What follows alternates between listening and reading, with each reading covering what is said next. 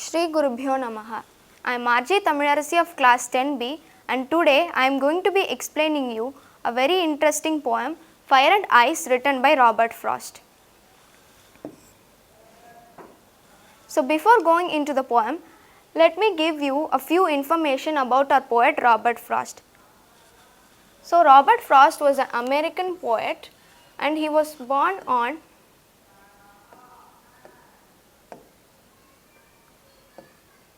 Robert Frost was an American poet and he was born on 26th of March in San Francisco.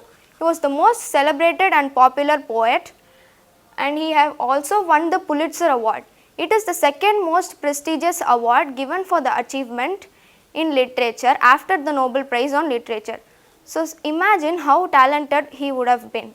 And some of his famous works were The Steeple Bush, North of Boston, A Boy's Will, etc. His demise. He died on 29th January 1963. Here you can see the image of the Pulitzer Award and he is Robert Frost.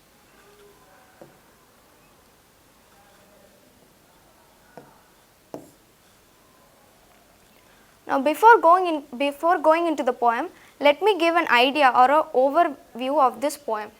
Here the poet Robert Frost uses the simple elements or components of nature which gives us a deep meaning but a clear understanding of human nature.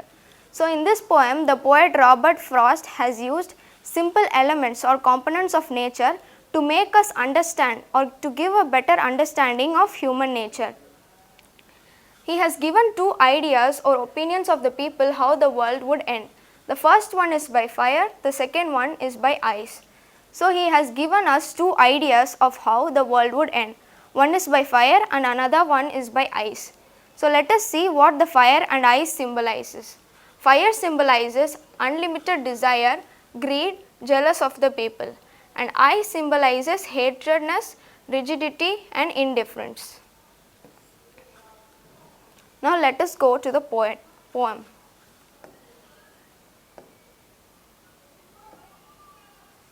Some say the world will end in fire, some say in ice. From what I have tasted of desire, I hold with those who favor fire.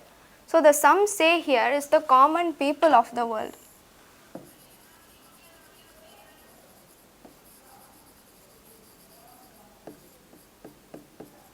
So one set of people are telling that the world would end by fire and another set of people are telling that the world would end by ice. From what I have tasted of desire, I hold with those who favor fire. This I here is the poet. So the poet is coming to his opinion now. He tells that the world would end by fire only. Why he is saying so? Because he had seen or he had experienced the people who are burning with unlimited wishes. So this desire here is the unlimited wishes.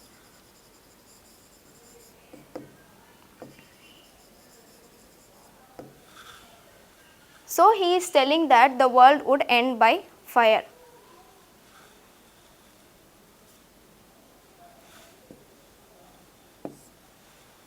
Now the second stanza. But if it had to perish twice, I think I know enough of hate to say that for destruction, ice is also great and would suffice. So, but if it had to perish twice, perish is the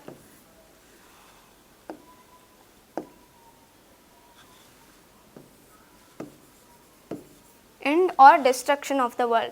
So he is telling that if the God has planned to destroy our world for the second time or the world is going to be destroyed for a second time, he says that he had experienced enough of hate or he had seen the cold heartedness of the people and some of the people have also shown the hatredness towards the poet. So he is telling that ice would be an apt option to destroy the world and the suffice here is sufficient.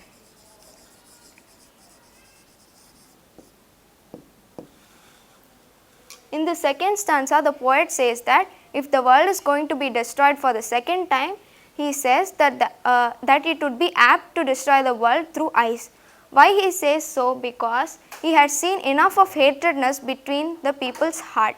So he is telling that ice would be a great option. Now let me read the summary. Fire and Ice is a short poem written by Robert Frost. In this poem, the poet refers to two predictions of how the world will end. Some say it will end in fire, whereas others say it will end in ice. According to the poet, fire stands for desire, greed, jealous of the people. The more they spread rapidly like fire and engulf your whole life, one becomes selfish and sometimes cruel also. On the other hand, ice, according to the poet, stands for hatred, coldness and rigidity. One becomes insensitive and indifferent towards the feelings of others.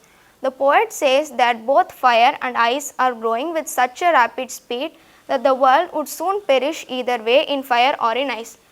You try to satisfy them, the more they grow. There is no end to it. Now let us see the poetic devices of this poem.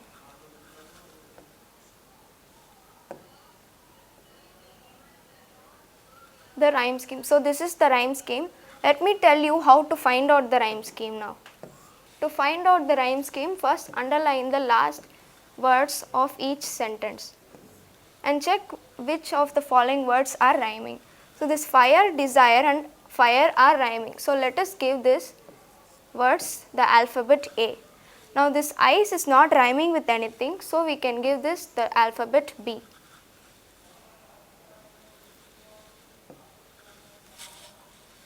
Now in the second stanza, underline the ending words.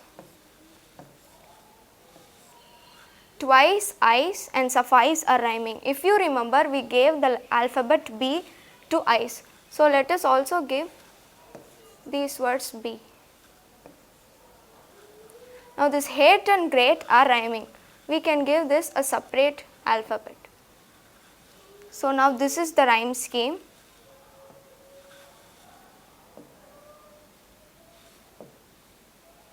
Personification. Fire and ice have been personified. Now what is this personification? Giving human qualities to inanimate objects or non-living things is known as personification. So in this poem, fire and ice have been personified. The poet Robert Frost has given human qualities. That is, he has given the qualities of destruction to fire and ice. So we can tell that fire and ice have been personified here. Alliteration.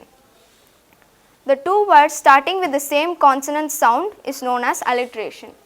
World will and favor fire are starting with the same consonant sound W, and here it is starting with F. So we can tell that these two words have alliteration in it. Anaphora. Here in the first and second lines, some say have been repeated, so this is known as anaphora. I hope you understood this poem very well. Thank you. SRMJV is not just a school, it's a one-time experience. VM Nagar, Tiruvallur,